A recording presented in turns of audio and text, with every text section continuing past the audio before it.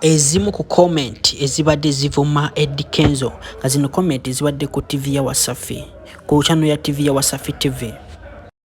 Tuyanze nnyo abeekuumira Kwanda Boy UG era nawa subscribing okola omulimu gw'amaanyi nnyo. Eddy Kenzo n'obubaka bwe eri Rema, Namakula, Spice Diana ne ba B2C bubuno ogenda bumuwulira nga abyeyogererako nga tetwerabidde ba sponsors baffe Biva Organic wamu ne Hajati Kalaudo nga ono awombeddwa nga tetunagendayo mulesa video jimpele like era Eddy Kenzo avuddeyo nga ye watalina buzibu ne ba fans aba Diamond wamu ne Harmonize abavuddewo ne bamutobola ku ne bamuvuma obanga mbe kumuvuma ku channel yabwe ya Wasafi TV kubanga yamupostinze nga wishing best male from East Africa artist mumanyi kitegeeza bambi omusajja taddemu amaanyi nnyo era mu comments muba mugena muzirabako tegala Eddy Kenzo mumwewulireko nga temugamba bigambo byange naye nga bambi tuwongera baagala nnyo nga tetwerabidde okubajjukiza nti no tuli mu Christmas season era mwekuume nnyo kambalekera Eddy Kenzo mumwewulireko nga nyumya kubye ebyamutuuseeko mu America.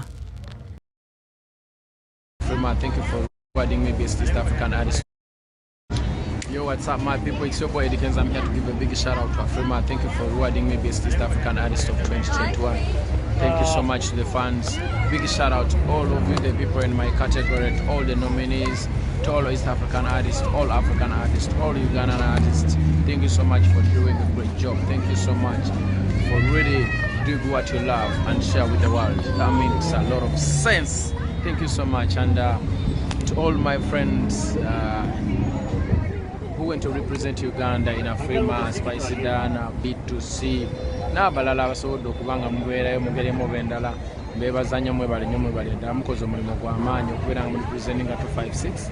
Thank you so much. Mwebale kirungi nnyo, temujjangu okwo, tutambule mpola mwebala abawagizi mwenna, mwebala abantu bonna mwe gye muli, tutambule mpola bwetyo mukama mulungi. Thank you so much. Bless up yourself. Afrima 2021 best East African artist. Eddy Kenzo.